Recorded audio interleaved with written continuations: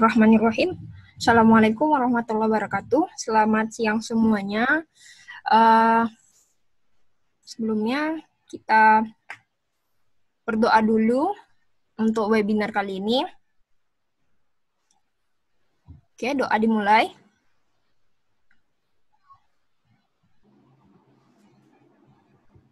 Oke, doa selesai. Ya, jadi ini adalah webinar Proposing Research ya, udah sebulan kita bersama untuk diskusi atau belajar bareng sama Boba ya, belajar online biostatistik selama pandemi COVID ini. Dan ini udah sampai ke part yang ke-7 yaitu Working with SPSS. Oke, ini kenalan sedikit ya. Ini saya namanya Justika Usman Aulia dari SMA 1. Saya FKUS 2014. Sekarang masih SKET. Kemudian saya punya sedikit pengalaman, sedikit saja, mengenai research fellowship waktu saya di Groningen, Belanda. Untuk keseharian masih sekarang jadi asisten penelitian dan bergabung di Boba Team. Oke, yuk ngeboba berbagi nggak pernah rugi. Oke, working with SPSS ini nanti kita hari ini belajar mengenai master data, bagaimana master data, dummy table, kemudian bagaimana gambaran hasil penelitian itu. Jadi kita harus mengetahui dulu gambaran atau output yang mau kita dapatkan dari bekerja dengan SPSS ini sendiri.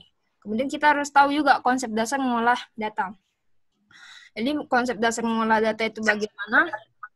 Itu juga kita harus harus mengetahuinya gitu.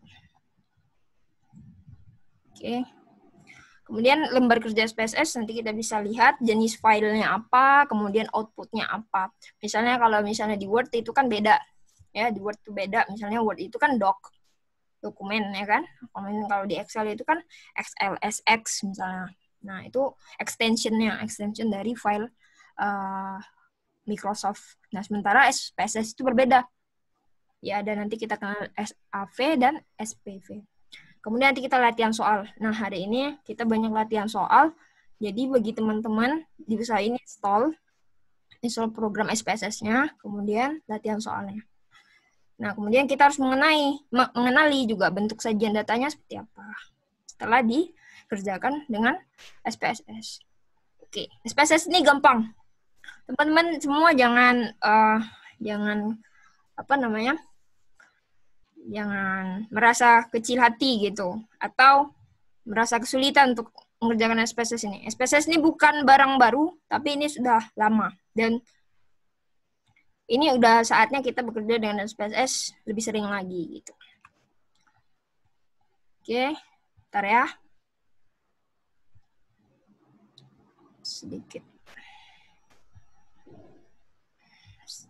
Maaf sedikit ada masalah. Oke, mengenal master data dan dummy table.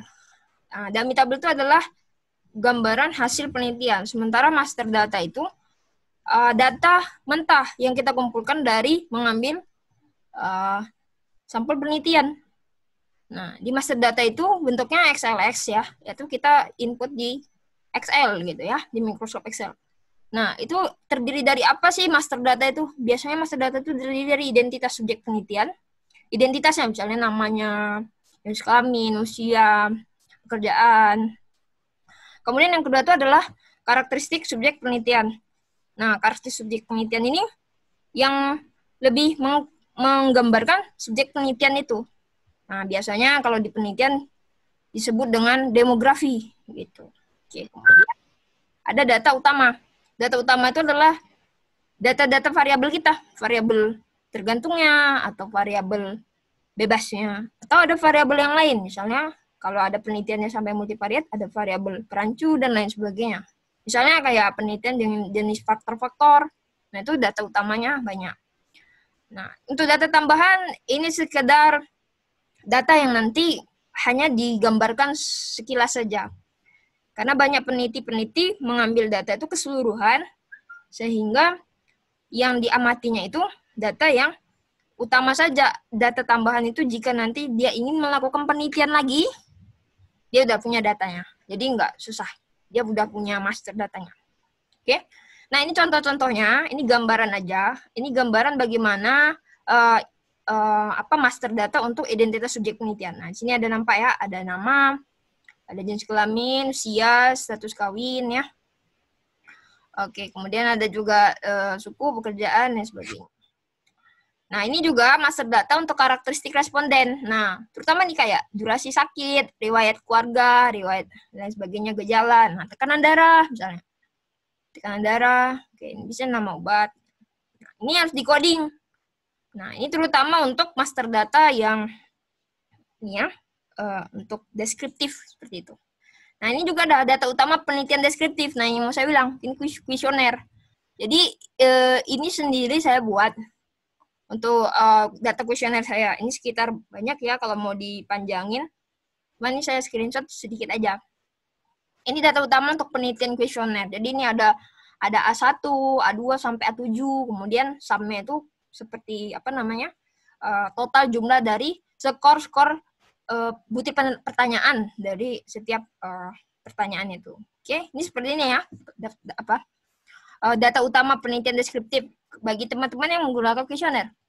Nah, ini juga lanjutannya ya. Nah, ini biasanya saya coding. Kalau misalnya pertanyaan A itu 1 sampai 7 ya jumlahnya. Jadi kalau 1 benar, 2 salah. Jadi tergantung. Kalau misalnya jawabannya benar, dimasukin skornya 2 seperti itu.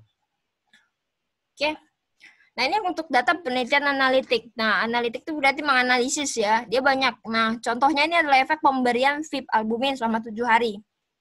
Ya, pada pasien sipatis dengan hipoalbuminemia gitu ya. Nah, ini ada dia gabung, bisa digabung dalam satu lembar kerja Excel seperti ini, udah ada identitasnya, karena dia cuma butuh identitas ini aja. Oh, saya butuhnya jenis kelamin, usia, pekerjaan. Nah, kemudian etiologi. Lalu saya masukkan langsung gabung data utamanya, yaitu ada albuminnya, kemudian ada keterangan hasil tesnya, ada grade encephalopathy, dan lain-lain sebagainya. Ya, oke. Nah, ini dummy table dan hasil penelitian. Nah, dummy table itu adalah gambaran kasar ya, gambaran kasar atau gambaran mentah ya. Row. Tabel yang akan ditampilkan saat membaca hasil penelitian nanti. Nah, biasanya ini nggak ditampilin waktu skripsi ya. Tapi ada beberapa seperti dosen pembimbing yang lain, dia meminta bagaimana kamu sajian datanya seperti apa. Nah, itu namanya dummy table. Nah, ini contohnya ada A, ada B, ada C ya. Nah, kalau A ini dia univariat. Nah, apa bedanya? Ini A univariat, yang ini B ini bivariat, yang C ini multivariat. Oke. Kalau yang A, bedanya dengan yang B, ini jelas. Kalau yang A tidak ada nilai P. Kenapa? Karena univariat itu cuma mendeskripsikan aja. Oke. Kalau dia yang B, bivariat, dia ada ingin menghubungkan, mengkorelasikan, membandingkan, membedakan. Nah, seperti itu ya. Melihat pengaruhnya, melihat efeknya, seperti itu. Kalau yang C, ini biasanya melihat faktor-faktor. Nah, faktor-faktor itu seberapa kali beresiko. Nah, kalau misalnya di sini dibuatnya 4,5 kali beresiko. Nah, seperti itu. Itu untuk yang multivariat. Nah, yang sebelah kanan ini, gambar yang sebelah kanan ini bentuknya contoh di dalam jurnal yang kita biasa baca. Nah, kita bisa lihat, oh ini bentukan univariat. Oh, yang ini bentukan bivariat. Yang C ini bentukannya multivariat. Yang ini bivariat. Nah, seperti itu. Nah, kemudian di sini ada tanda-tanda yang saya buat. Di sini ada X plus minus standar deviasi. Terus di sini kenapa dia ini ada N, ada persen. Kemudian di sini kenapa ada median, ada min, ada max. Nah, kapan saja kita pakai seperti ini? Kapan kita pakai X plus minus standar deviasi?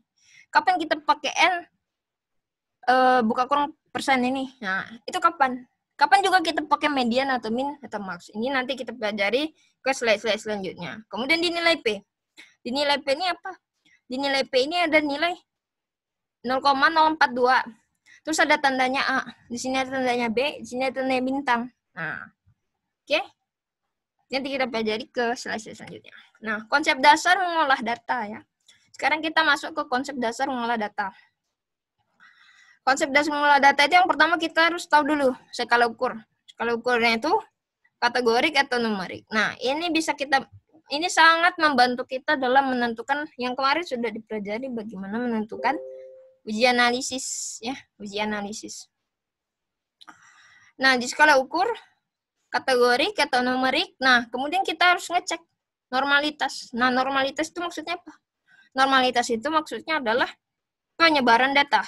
Kita punya data, kita mau lihat dia tersebar merata atau tidak, atau ada tumpang tindih, atau dia terlalu jauh perbedaan antar sampel. Misalnya sampel A, B, C, nah A-nya 10, B-nya 100, C-nya 6. Nah, itu kan terlalu berbeda selisihnya kalau mau ditengok selisih. Nah, artinya data itu tidak terdistribusi dengan baik. Nah, terdistribusi atau tidak terdistribusi atau penyebarannya rata atau tidak itu dilihat dari normalitas. Normalitas ini harus kita lihat dengan uji normalitas nantinya ya. Kalau kategorik ya, uji normalitasnya kita harus melihat syarat-syaratnya terpenuhi tidak. Nah, kalau numerik normalitasnya kita lihat kalau dia normal artinya dia pakai uji parametrik ya. Bagaimana tahu dia normal atau tidak? Kalau normal itu dia nilai P-nya harus lebih besar dari 0,5. Bagaimana lihat nilai P? Nanti kita lihat di SPSS. Nah, nilai P ini ada dua tempatnya kita lihat. Kalau sampel kita besarnya lebih dari 50, misalnya sampel saya ada 700 misalnya, atau sampel saya Kak ada 86. Itu lebih dari 50 dia. Kalau lebih dari 50, nanti signifikan atau nilai P itu akan kita lihat di kolom Kolmogorov-Smirnov. Tapi kalau misalnya Kak, penelitian saya tuh eksperimental, pakai tikus, 20 aja sampelnya, 20 tikus. Oke, berarti dia ada kurang dari 50 sampel. Ya, berarti nanti normalitasnya itu atau signifikannya itu kita melihatnya dari nilai P yang di kolom Shapiro-Wilk di uji SPSS. Oke. Kemudian apalagi sih konsep dasar mengolah data? Data itu ada univariat, bivariat, dan multivariat. Oke. Univariat kalau kategorik, nah ini kita harus menyajikannya dalam bentuk distribusi frekuensi, tabel, dan grafik. Nah, biasanya seperti itu. Distribusi frekuensi. Nah, itulah yang tadi sebelumnya di dummy tabel itu ada N, buka kurung, persen. Nah, itu namanya distribusi frekuensi. Berarti jenis data itu adalah kategorik. Misalnya laki-laki, perempuan. Kategori kan? Laki-laki, perempuan, kategori kan? Laki-lakinya 20%, perempuannya 80% misalnya. Oke. Kemudian numerik. Numerik ini dia disajikan dalam dua bentuk. Ukuran pemusatan dipusatkan atau disebarkan. Kalau dipusatkan, kapan dipakai pemusatan, kapan dipakai penyebaran? Kalau pakai pemusatan, jika datanya ini normal. Nah, itu dia pentingnya. Jadi kalau normal, kita pakai ukuran pemusatan. Kalau datanya tidak normal, kita pakai ukuran penyebaran. Nah, seperti apa ukuran pemusatan itu? Ukuran pemusatan itu dia apa tadi? X itu min-nya, rata ya.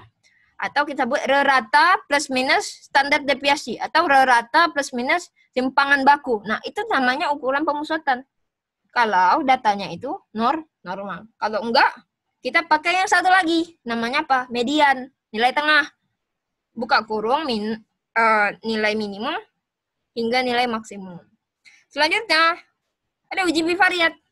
Kalau teman-teman sampai menganalisis atau dia jenis penelitiannya jenis analitik, ya dia masuk bivariat. Tapi kalau enggak, hanya gambaran tingkat stres mahasiswa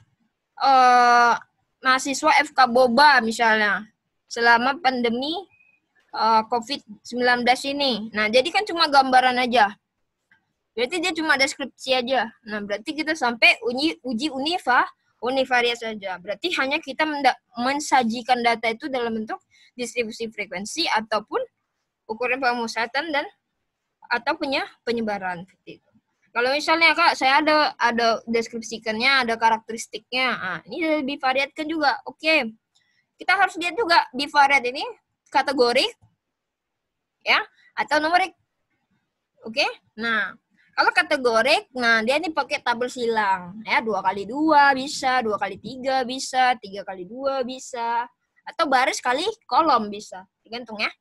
Oke, kemudian untuk numerik, nah numerik ini dibagi dua ya, komparatif atau korelatif. Nanti kita pelajarin lagi atau kita review karena sebelumnya udah disampaikan ya sama dokter Rizky Pratiwi ya mengenai ini. Kemudian kita amati juga apakah dia beda 2 min atau lebih dari 2 min, 2 kelompok. Ya, atau berpasangan atau tidak berpasangan. Nah, lihat lagi normal atau tidak normal. Nah, ini dia ya. Kalau untuk uji multivariat, mungkin perlu diskusi lebih lanjut. Oke, nah ini ya. Ini ringkasan yang saya buat sebenarnya. Univariat, langkahnya univariat, bivariat, multivariat. Biasanya kalau teman-teman yang deskriptif hanya seperti univariat, bivariat untuk yang analitik. Nah, untuk bivariat ada 2 hal yang perlu diperhatikan. Nah, dia uji normalitas ujinya. Homogenitas, dia uji komparatif, dia linearitas, uji korelatif. Nah, seperti itu. Nah, dan semuanya ini normal, dibilang homogen, ya, dibilang linier, itu harus P-nya di atas 0,05. Ini konsep yang penting. Kak, itu apa normal, Kak? Homogen apa? Linier itu apa? Nah, ini syarat-syarat. Syarat-syarat dia memilih uji hipotesis. Oke? Setelah itu, analisis. Dikatakan signifikan, analisis kita, oh ada hubungannya antara ini dengan ini, misalnya. Ada hubungan antara ini dengan ini. Dikatakan signifikan, hubungan itu jika nilai signifikan P-nya itu di bawah 0,05. Nah, jadi 2 hal ini jangan terbalik. Nah, ini yang saya tadi bilang, bivariat ya. Untuk jenis hipotesis. Pertama kita harus paham dulu, ini ujinya komparatif atau korelatif. Kemudian kita lihat ini ujinya berpasangan atau tidak berpasangan. Nah, kalau berpasangan artinya apa? Satu hal yang diamati, tapi dia punya data yang berbeda. Dari objek yang diamati, satu objek yang diamati dia punya data yang berbeda. Misalnya satu subjek penelitian. Oke. Kita lihat setelah diberikan obat dan sebelum diberikan obat. Nah, kita mau lihat perbedaannya. Nah, itu kan satu orang yang diobati. Tapi ada data sebelumnya dan ada data sesudahnya. Itu artinya berpasangan. Satu orang memiliki 2 data. Sementara kalau tidak berpasangan, satu orang punya banyak data atas nama dia, tapi tidak ada hubungan sebelum dan sesudahnya. Oke? Tidak diambil dari... Bukan dari Kojat. Oke, kemudian numerik atau kategorik. Nah, oke. Kalau penelitian kalian komparatif, berarti ya berpasangan atau tidak berpasangan ini sangat penting. 2 kelompok atau lebih dari 2 kelompok, ya kan? Kalau misalnya 2 kelompok, kalian pakai uji T berpasangan atau dia pairwise test. Kalau dia tidak berpasangan tapi 2 kelompok, nah dia pakai uji independent test. Oke? Kalau dia lebih dari 2 kelompok pakai one way ANOVA. Kalau lebih dari 2 kelompok tapi dia berpasangan, dia pakai repeated ANOVA. Artinya, nah kalau kategorik atau ordinal, nah ini sebenarnya bukan istilah kategori atau ordinal ya. Sebenarnya dia ini non parametrik. Jadi kalau dia ini distribusinya normal, pakai uji yang di atas nih. Oke, kalau yang tidak normal pakai uji yang selanjutnya. Dia turun derajat istilahnya. Oke. Nah, kemudian kalau korelatif, dia pakai uji Pearson jika distribusinya normal. Nah, kalau tidak normal, ya, tidak normal dan tidak linier. Nah, jadi ada istilah korelatif terlinier juga.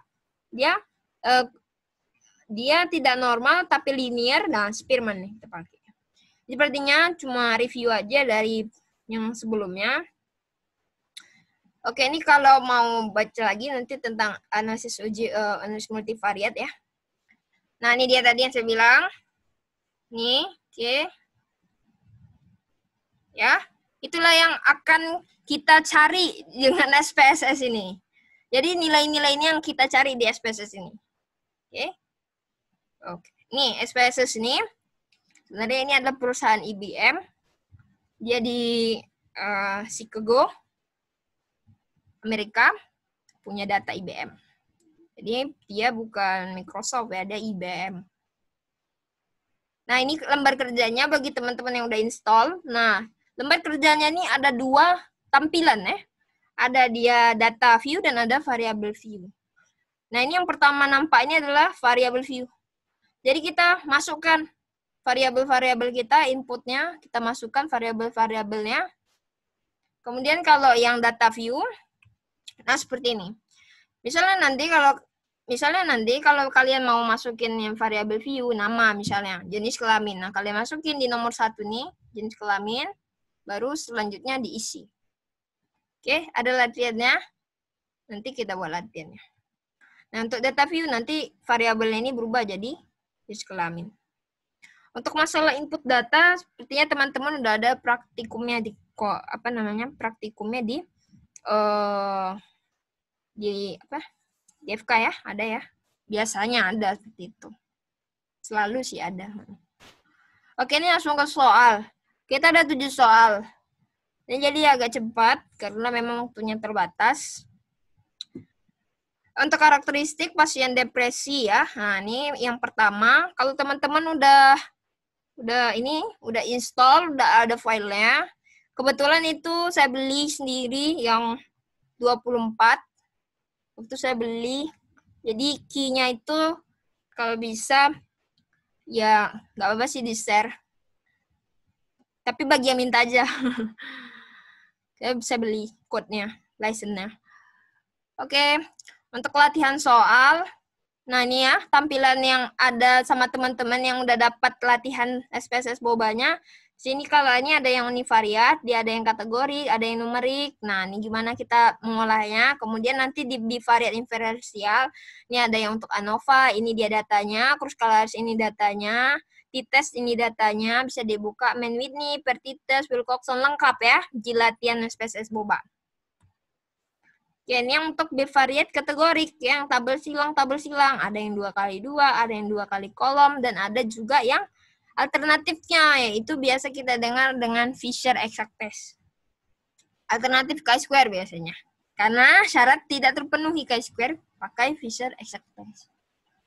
Oke, soal pertama ya, karakteristik pasien depresi di Rumah Sakit Boba tahun 2020. Nanti teman-teman yang mati langsung ini ya, langsung masuk lagi join, soalnya waktunya udah habis ternyata. Karakteristik pasien depresi Rumah Sakit Boba ya tahun 2020 karena COVID. Berdasarkan jenis kelamin, IMT, dan status depresi. Nah, kalau ada judulnya seperti ini, yaitu karakteristik. Nah, kira-kira ini penelitian apa? Jadi ini penelitiannya jenis deskriptif ya. Jadi buka file yang .sav deskriptifnya. Oke, ini muncul pertama layarnya seperti ini. Kita lihat ini udah ada nomor seks ini artinya laki-laki dan perempuan ya. Kemudian klik analyze, kemudian deskriptif statistik, kemudian frekuensi. Oke. Nanti di frekuensi itu nampak muncul tabel yang satu lagi. Nah, ini kalian masukkan jenis kelamin ke variabel ini, jenis kelamin, kemudian depresi, centang yang display, dah. Kemudian kalian klik yang statistik. Ya, klik yang statistik langsung oke, ini keluar. Laki-laki, perempuan. Nah, ini dia frekuensi. Itu adalah bentuk yang N tadi. N buka kurung persen. Nah, laki-laki 14%. Laki-laki 14 orang, 46,7%. Nah, sementara perempuan 16, 53,3%. Nah, sementara untuk depresinya, clinical range, borderline, normal. Nah, ada 3 ya. Nah, ini kalian masukin sebagai N. Jadi N-nya 2, persennya 6,7. Jadi bisa dibuat 2, buka kurung 6,7%. Oke? Gampang kan? Gampang banget. Nggak ada yang susah. Jadi, kalau untuk deskriptif kategori, ya, bentukannya yang seperti laki-laki, perempuan, clinical range, borderline, normal, itu pakai analyze langsung, deskriptif statistik, frekuensi. Oke? Next.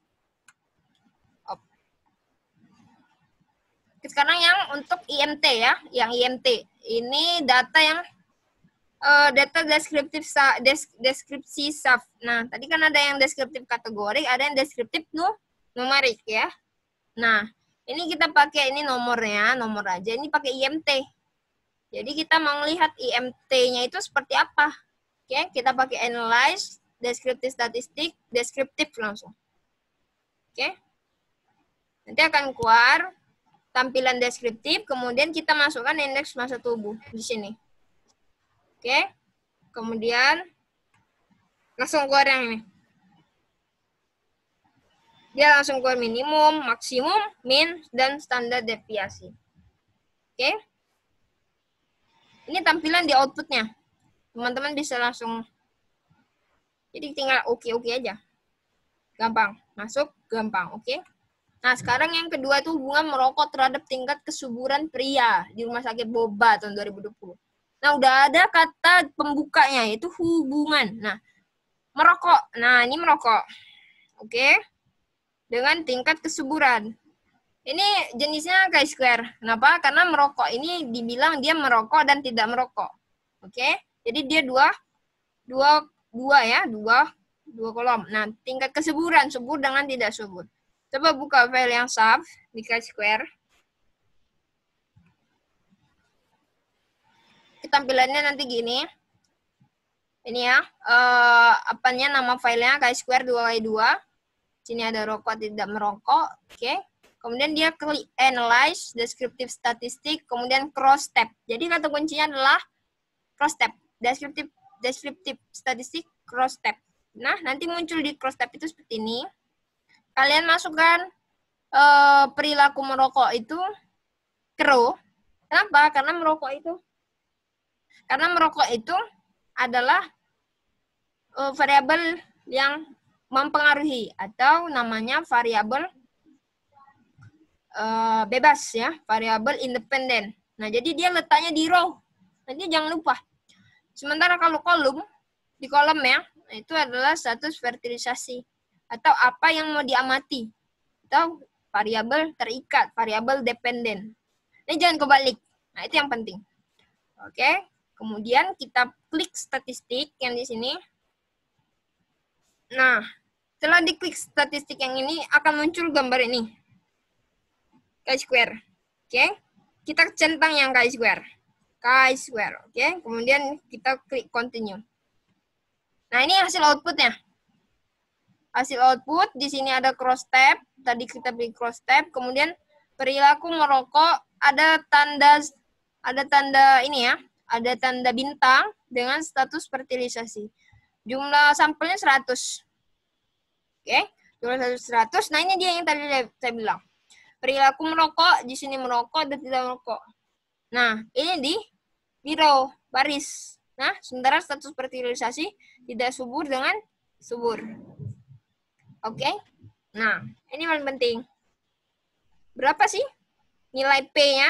Nilai P dari chi-square itu adalah 0,03. Kalian lihatnya kita lihatnya di asymptomatic significance. Untuk site-nya, nilai persen ini. 0,03. Nah, 0,03 itu di bawah 0,05. Artinya dia signifikan. Oke? Begitu aja. Gampang kan? Chi-square. Nah, sekarang kita masuk pengaruh. Nah, pengaruh pendampingan suami. Nah, ini didampingi dan tidak didampingi. Dua kelompok ya. Didampingi dan tidak didampingi. Terhadap skor depresi pada ibu hamil. Nah, udah ada skor. Dari judul kita melihat, oh ini pengaruh. Ya, pengaruh. Berarti dia bivariat atau dia analitik ya. Nah, itu dia. Pengaruh berarti analitik. Kemudian pendampingan suami. Pendampingan suami itu kelompoknya didampingi dengan tidak didampingi. Ya, kemudian terhadap skor depresi. Nah, skor depresi itu apa? Skor depresi itu numerik ya, numerik. Berarti dia kategorik dengan numerik.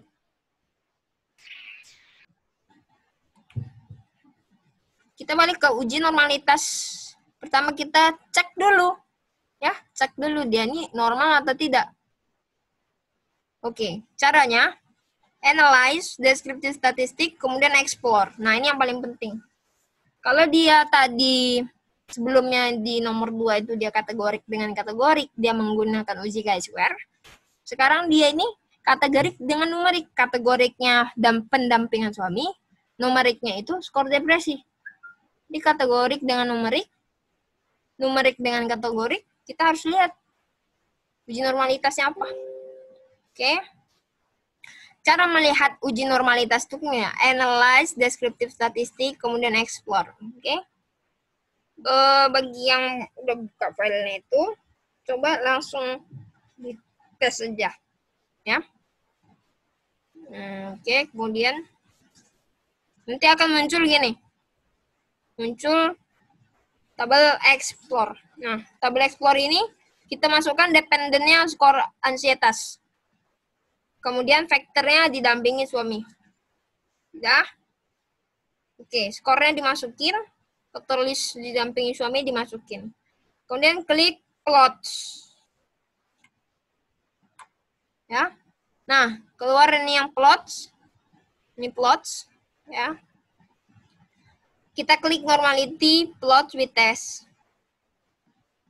Oke. Nanti hasilnya seperti ini. Test normality. Nah, di sini tabel ini ada bacaannya Kolmogorov, Smirnov. Ada tabel Shapiro-Wilk. Dari mana kita tahu tadi kapan kita lihat Kolmogorov, kapan kita lihat Shapiro-Wilk? Kita lihat berapa jumlah sampelnya. Ini jumlah sampelnya berapa? 100. Ya, jumlah sampel 100 berarti lebih dari 50.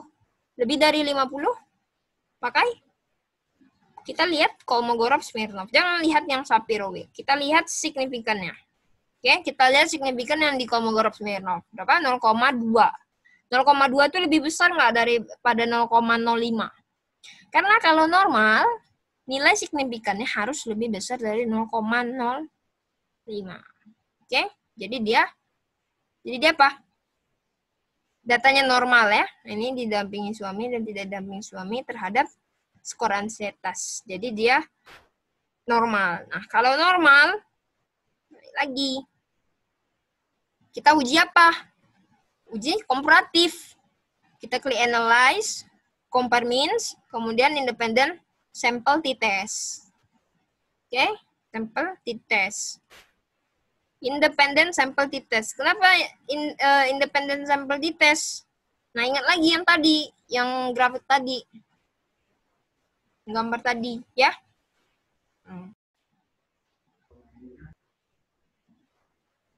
Oke, kita lanjut ya, maaf. Habis itunya, waktunya. Nah, jadi tadi udah normal. Kalau dia normal, berarti dia pakai uji apa? 2 kelompok, beda 2 kelompok. Ya, beda 2 kelompok. T-test independen, ya. Tidak berpasangan, uji T ya, T. Tuh, itu ingatnya aja gitu 2. Tuh-nya itu dari mana enggak? Tadi pendampingan dan tidak didampingi. Pendampingan suami. Nah, didampingi dan tidak didampingi. 2 kan? 2 enggak? 2, oke. Itu jenisnya apa? Kategori. Iya, kategori. Kemudian skor depresinya? Skor depresi numerik. Nah, berarti yang dikaitkan apa?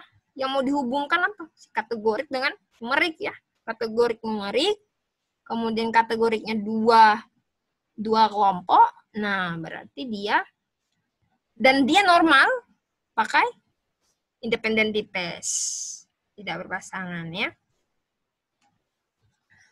Oke. Jadi kita klik analyze, compare means, kemudian independent sample t-test. Kemudian akan muncul apa? Ini dia. Muncul kotak ya, kotak independent sample t-test. Masukin aja tes variabelnya kemari. Yang mau dites siapa? Skornya. Oke, grupnya siapa? Pendampingan suami. Kemudian kita klik define groups. Kita mau definisikan kelompok-kelompoknya itu apa aja. Didampingi dan tidak didampingi. Jadi kita klik define groups. Nah, isi grup satunya dengan 1, grup 2-nya dengan 2. Satunya itu didampingi, 2 itu tidak didampingi. Oke, kemudian continue ya. Oke, ini keluar hasil outputnya. Nah, output. Oke, keluar output. Ini ada bacaannya T-test. Nah, kalau udah nampak begini berarti T-test udah betul. Nah, sekarang ini dia.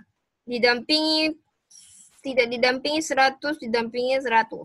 Ya. Oke, kemudian ini ada bacaannya Independent Sample T-test. Nah, hasil mana yang kita lihat? Hasil mana yang kita lihat nilai P itu yang mana dari kotak yang sepanjang ini gitu ya. Ini yang kita lihat adalah ini ya, significant to tail 0,001. Nah, kalau 0, ini kan 0,00. Nah, jadi kalau mau menuliskannya itu P kurang P kecil dari 0,000. Jangan 0003 gini, tapi yang 0 terakhir, 0 yang ketiga paling terakhir ini diganti jadi angka 1. Jadi kecil ya, P kecil dari 0,001. Oke. Jadi inilah nilai P yang nanti akan dimasukkan ya, yang disajikan seperti data yang awal-awal dummy table tadi. Nah, itu yang kalian masukin nilai P-nya. Oke. Berarti signifikan nggak? Signifikan dong. Kenapa? Karena kalau signifikan itu nilai P ditetapkan di bawah 0,05. Untuk di Indonesia saat ini masih di bawah 0,05. Kalau di US misalnya atau Netherlands misalnya kita pakainya udah 0,01. Udah pakai 0,01. Artinya 1% aja kesalahan yang bisa ditolerir. Sementara kita 5% nilai alfa, kealfaan kita, nilai kesalahan kita. Oke. Gampang ya. Sekarang kita lihat soal nomor 4. Untuk soal nomor 4 ini perbandingan. Nah, oke. Udah nampak jelas ya perbandingan. IMT mahasiswa FK Boba sebelum dan setelah karantina mandiri. Ini mungkin karena di rumah aja ya banyak makan ya. Kita mau nengok IMT-nya gimana. Selama pandemi COVID-19 pada tahun 2020. Oke teman-teman coba buka file .sav ya, Pertitest. Kenapa PERT? Nah ini dia. Kenapa PERT? Apa datanya adalah data satu mahasiswa misalnya. Data mahasiswa. Ya, data mahasiswa. Tapi seorang mahasiswa dia mempunyai dua data yang diambil dari dirinya sendiri sebelum dan setelah. Jadi dua kan datanya, data sebelum dan data sesudah. Tapi diambil dari seorang mahasiswa yang sama, yaitu data IMT-nya. Oke. Kita buka, langsung kita klik. Ini ya, data ini nomornya, nomor berapa. Oke, kemudian ini ada IMT pre, kemudian ada IMT post. Di sini ya, di tabel ini ada IMT pre, ada IMT post. Kita klik Analyze, Compare Means. Analyze, Compare Means, kemudian langsung ke Paired Sample T-test. Oke. Kenapa dia pakai compare means, Kak? Ini kan kita melihat rata, perbandingan rata. Nah, jadi kita pakai analisis perbedaan atau perbandingan atau komparasi atau apa istilahnya, whatever kan. Dari rata itu sendiri, tapi yang pakai paired. Jadi dua kelompok. Apa duanya itu? Sebelum dan sesudah. Duanya itu sebelum dan sesudah. Sebelumnya yang tadi, yang soal nomor 3, apa duanya itu? Didampingi dan tidak didampingi. Oke, paired t-test. Kenapa dia paired? Ya karena satu orang diambil dua data gitu. Dua data yang pengamatannya sama terhadap IMT sebelum dan sesudah. Kata kuncinya sederhana. Oke, kemudian kalau kita klik paired sample t-test yang keluar begini. Nah, ini kita klik IMT. Nah, kemudian kita klik lagi tapi klik kontrol atau komen kalau di klik kontrol kalau yang di di Windows, kalau yang di Mac dia pakai komen. Jadi dua-duanya sekalian di-choose, dua-duanya sekalian dipilih, kemudian diklik di sini pindahin kemari. Nah, jadi dia pair IMT sebelum dan IMT sesudah. Kemudian langsung aja klik OK tanpa ribet, langsung keluar outputnya. Ya, ini t-test. Bacaannya paired. Sebelumnya bacaannya apa? Sebelumnya bacaannya yang lain ya. Jelas. Nah, IMT ini kan dia numerik ya. Oke. Oke, ini ya.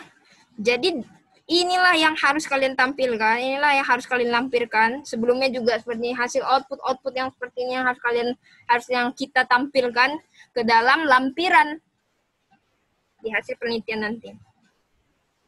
Oke. Nah, dari output ini apa sih? Yang mana nilai P-nya nih, Kak? Oke, nilai P-nya itu adalah yang ini nih.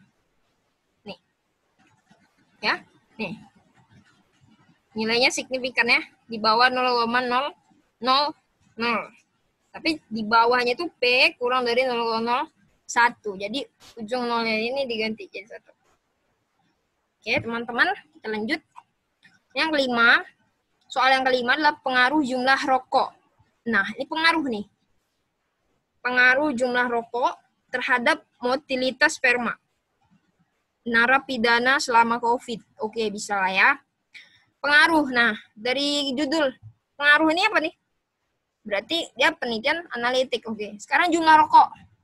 Jumlah rokok ini numerik ya. Karena jumlah, bilang rokok. Mungkin satuannya batang ya. Terhadap motilitas sperma. Motilitas nih kelompoknya. Ternyata kelompoknya ada 3. Buruk, sedang, baik. Kalau soal-soal kita sebelumnya itu 2 ya. Apa aja, didampingi, tidak didampingi. Sebelum dan sesudah itu 2 kelompok. Nah sekarang nih lebih dari 2 kelompok. Buruk, sedang, baik. Ada 3. Mungkin teman-teman yang lain misalnya hari pertama, hari kedua, hari ketiga, hari keempat misalnya. Atau sebagainya. Tapi jumlah rokok ini numerik, motilitas sperma ini kategorik. Dan kategoriknya ada 3 kelompok. Oke, teman-teman bisa kita buka file SAF-nya yang bagian Kruskal-Wallis. Oke, kenapa pakai Kruskal-Wallis nih ya? Yuk. Kita harus uji dulu dia.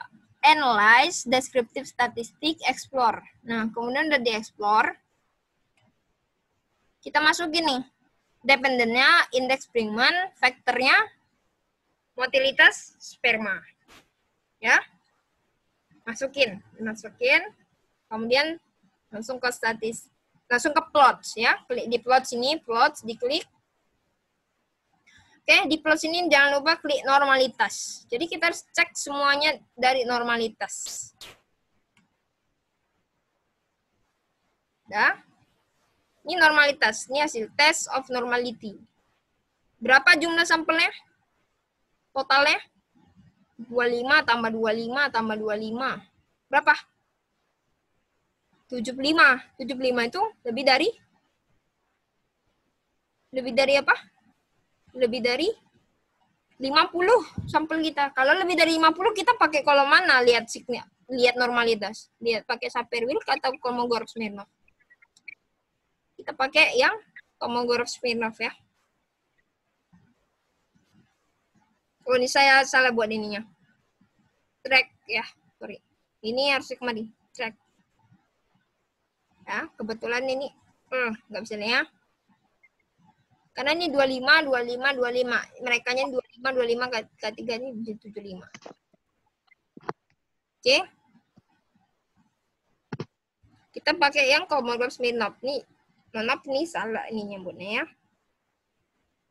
Tapi tahu ya dari mana nih 25, oh, yang jumlah yang buruk tuh 25, yang sedang tuh 25, yang baik 25.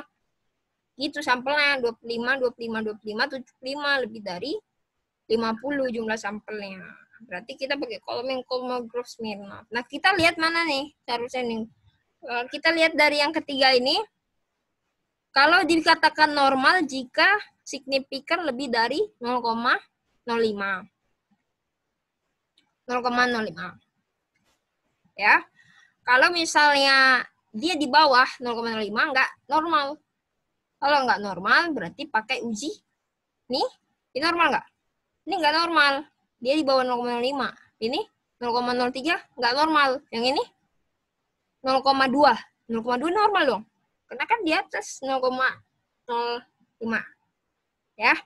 Tapi ini harus ketiga-tiganya lebih dari 0,05. Baru dikatakan normal. Kalau kurang dari 0,05, nilai signifikan kurang dari 0,05 tidak signifikan. Jadi satu saja dia berbeda atau satu saja dia normal, nggak cukup. Ya, harus tiga-tiganya. Nah, jadi ini tidak normal. Nah, tidak normal itu kita pakai Kruskal-Wallis. Sebenarnya Kruskal-Wallis itu sedikit ya, kita flashback teman-teman. Nih. Ya, jadi Kruskal-Wallis itu adalah tidak normalnya alternatif karena uji tidak normalnya dari one way ANOVA. Ya. Jadi sebenarnya kalau dia normal nanti dia pakai one way ANOVA, tapi karena tidak normal dia pakai Kruskal-Wallis. Ini juga terbalik ya, maaf.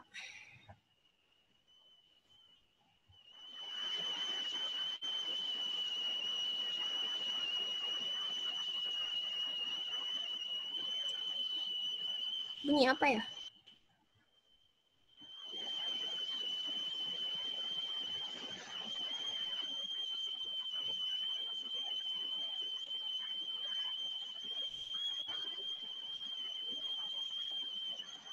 Oke, selanjutnya kita pakai karena dia tidak normal ya, karena dia tidak normal kita klik analyze, kemudian kita klik non parametric. Tidak normal itu nama lainnya non parametric.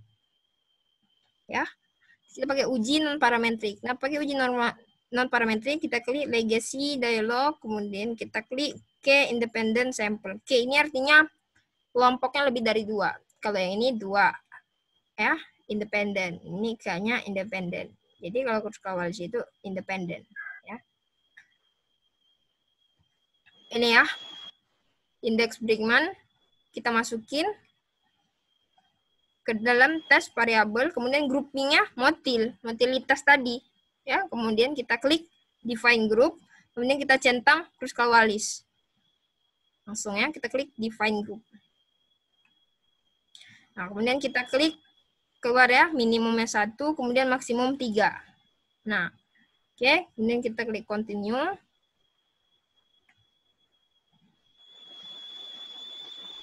Nah, ini akan keluar gini, non-parametric test, kemudian ada kebacanya Kruskal-Wallis test. Nah, lihat nih, ada di motilitas sperma, yang mau diamati adalah motilitas sperma, jadi letaknya di kolom buruk 25, sedang 25, baik 25. Nah, ini ya, yang paling penting 75. Jadi yang tadi, itu cuma salah ini aja, salah meng-highlight-nya aja ya, tapi harus kita teman-teman harus tahu bagaimana melihat normalitas.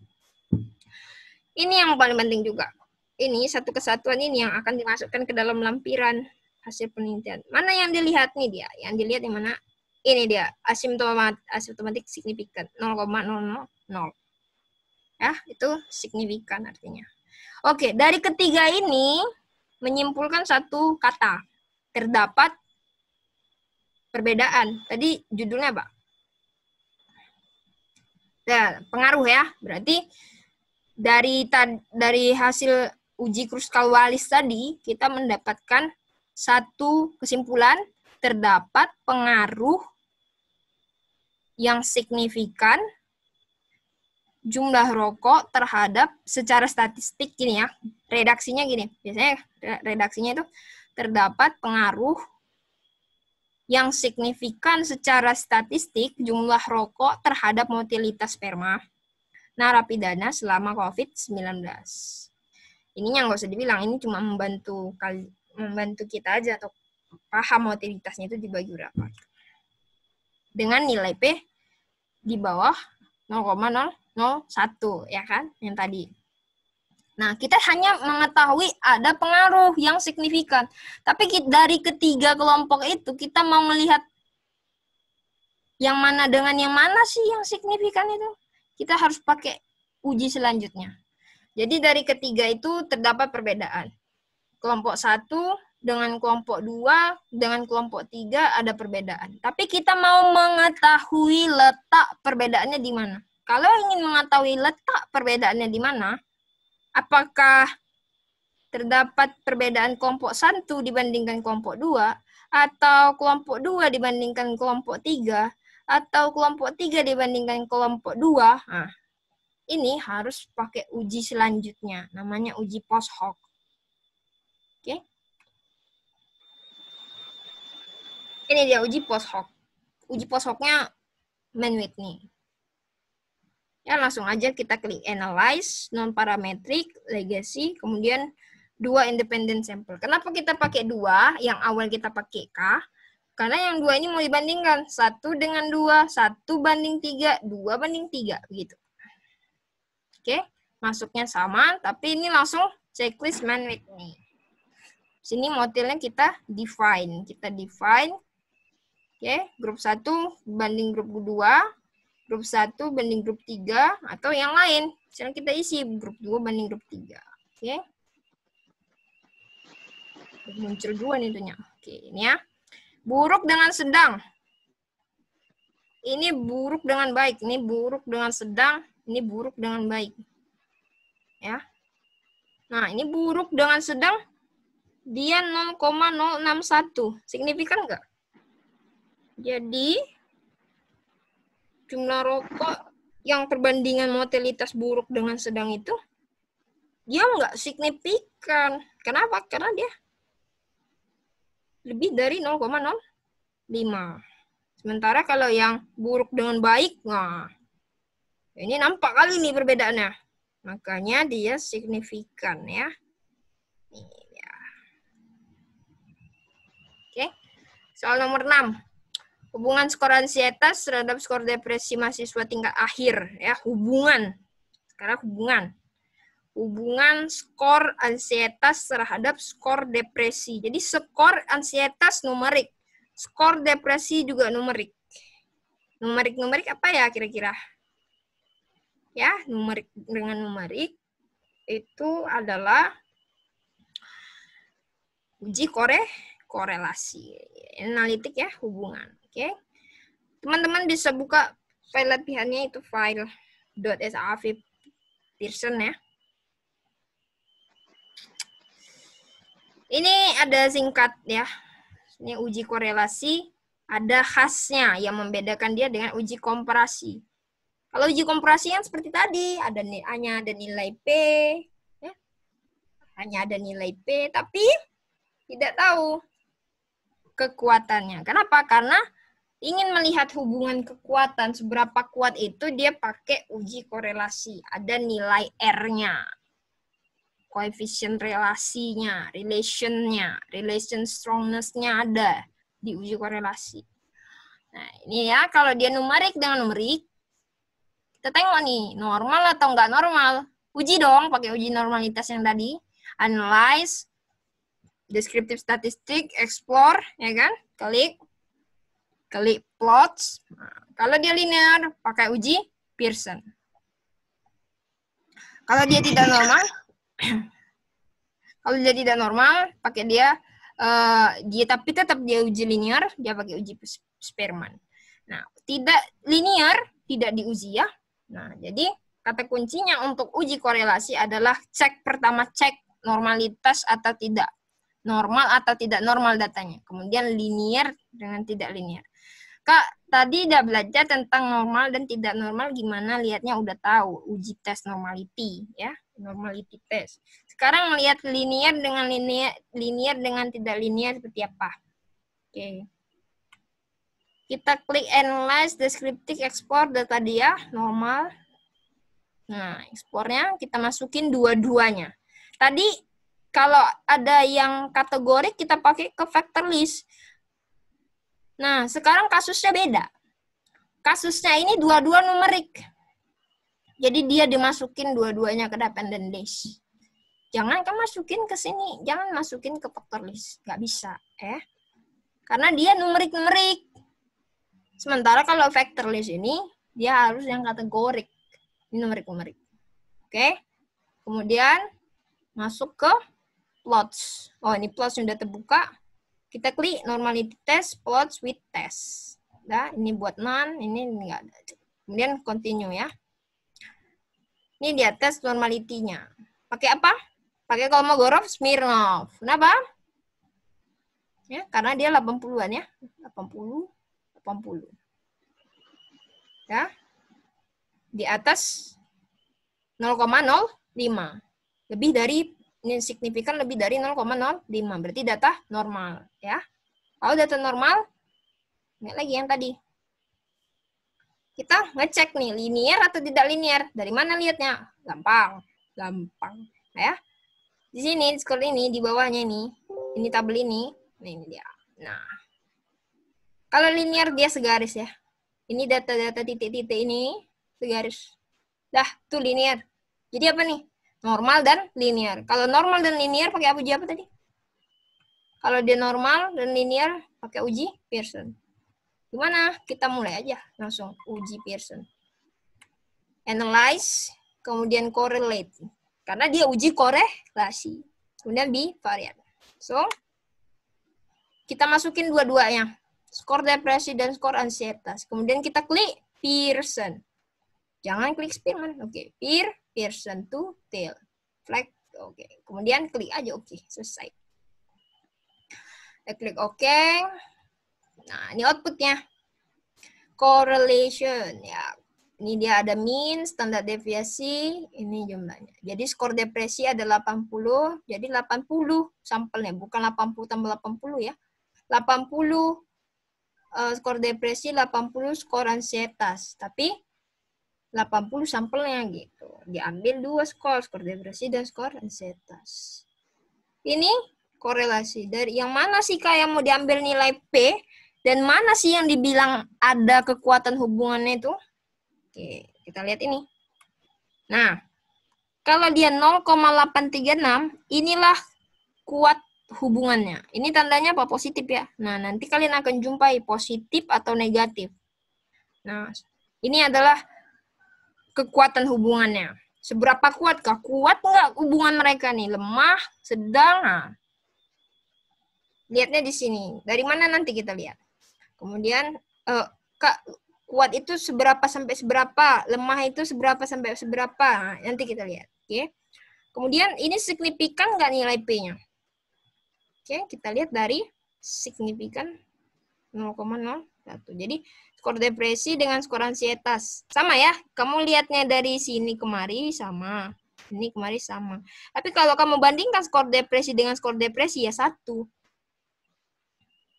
A banding A ya 1. B banding B ya 1. 0/0 pun 1 ya. Oke, ini salah satu. Maaf, ini salah satu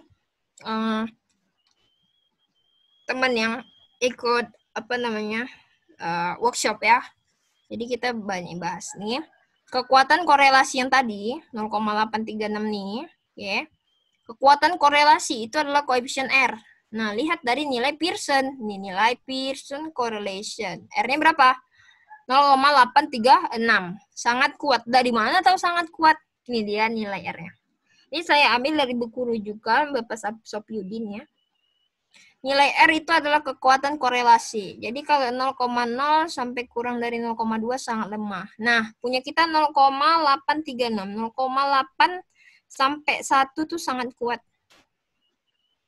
Oke? Nah, kemudian tandanya positif. Ini positif kan? Nggak ada negatif. Tandanya positif itu semakin tinggi ansietas, semakin tinggi depresi. Itulah kesimpulannya. Ini kalau grafiknya ke atas. Ya, kalau yang ini grafiknya ke bawah. Kayaknya nih korelasi udah selesai. Teman-teman nanti bisa di-note kalau ada yang mau ditanya. Ini penting juga ya, kekuatan ini. Oke, ada yang nanya juga, Kak gimana ya? Ada satu pertanyaan selama kita webinar ini. Kak gimana Kak kalau misalnya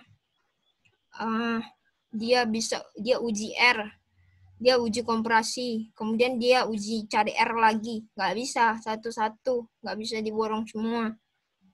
Ya, kenapa? Karena untuk uji korelasi ini sendiri, dia harus menggunakan rumus besar sampel ya, untuk khusus uji korelasi. Nggak bisa dia pakai besar sampel, nyarinya besar sampel deskriptif kategorik. Tapi dia ngerjain analisisnya sampai korelasi R. Nggak bisa. Nggak bisa. Di SPSS ini, semua data bisa diolah. Tapi operatornya adalah kita. Kita yang mengoperasikannya.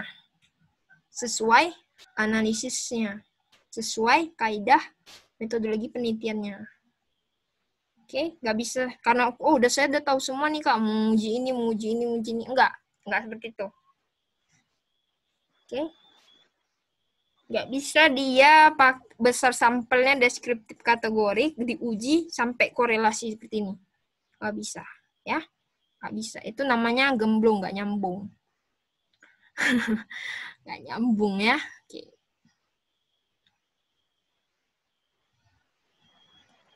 Kemudian untuk teman-teman yang pakai kuesioner ya, uji validitas dan reliabilitas. Nah, jadi ini istilahnya adalah penyusunan sebuah kuesioner tuh harus benar-benar bisa menggambarkan tujuan dari penelitian tersebut. Itulah baru disebutkan valid. Kemudian kalau dia yang secara konsisten bila pertanyaan tersebut dijawab dalam waktu yang berbeda, besok dijawab, nih besok dijawab, itu juga jawabannya. Berarti itu reliable. Oke. Jadi kita harus valid dan reliable. Jadi uji validitas dengan aplikasi SPSS ini dilakukan dengan korelasikan skor. Intinya adalah seluruh nilai R hitung yang kita hitung dengan SPSS harus lebih besar dengan nilai R tabel. Nah, kalau dia R hitung lebih besar dari R tabel, R ya, nilai R itu korelasi artinya, relationship artinya ya. Itu yang kita cari sebenarnya di validitas ini. Ya, kalau yang hitung, maksudnya yang kita hitung melalui SPSS itu lebih besar dari yang tabel, maka dikatakan valid. Nah, sekarang pertanyaannya, dari mana kita mendapatkan R tabel? R tabel itu udah ada. Saya sertakan di sini. Oke, uji validitas. Caranya, buka dulu yang file itu ya, file uji validitas reliabilitas.saf, ini dia. Kemudian analyze, correlate, bivariate. Kemudian kita masukkan pertanyaan nomor 1 sampai sum. Sum ini totalnya. Oke. Kemudian kita klik Pearson. Kemudian kita klik OK. Oke. Nanti di output SPSS akan keluar seperti ini. P1.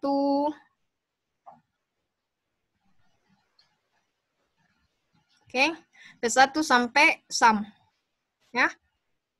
Nah, yang mana yang dipakai ini banyak banget datanya, oke? Satu aja. Nih, ya. Yang di garis merah ini aja. Yang mana tuh? Yang ini. 0,6, 0,0, nih, oke? Bandingkan dengan tabel R. Yang ini semua, yang di sum ini semua, ini dia.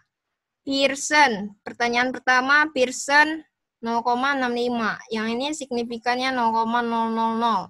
Bandingkan dengan tabel R dengan signifikan 5%. Mana tabel R-nya? Ya, berapa jumlah sampelnya? Jumlah sampel yang mendapatkan kuesioner ini berapa jumlahnya? 94 orang ya. Oke, 94. Maka kita melihat nih distribusi nilai R. Ini udah ada di Google atau apa ini udah ada. Kita tengok N-nya berapa tadi? 94. 94. Enggak ada 94, berarti kita pakai nilai bawahnya, 90. Oke, kita pakai N90. Nah, ini dia. R tabelnya berapa? 0,207. Nah, oke, pertanyaan pertama tadi R-nya berapa? 0,605. Signifikannya ini. Oke, jadi keterangannya valid. 0,605 itu dapatnya dari mana? Dari Pearson tadi ya, yang sebelumnya. Ini dia. 0,05, terus ini signifikannya 0,000. Oke, ini dia. P1 sampai P12. Karena pertanyaan di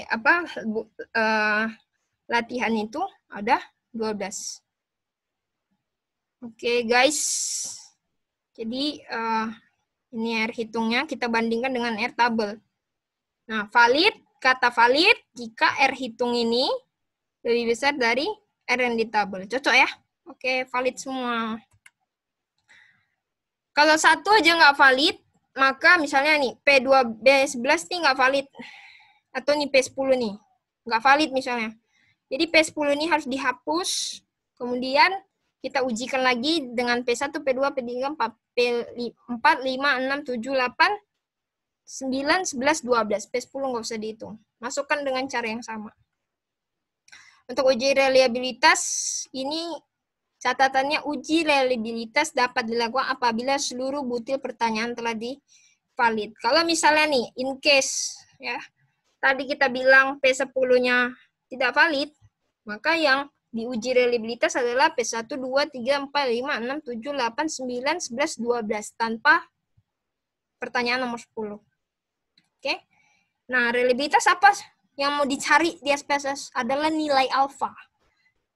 Nah, banyak referensi menyatakan nilai alfa dikatakan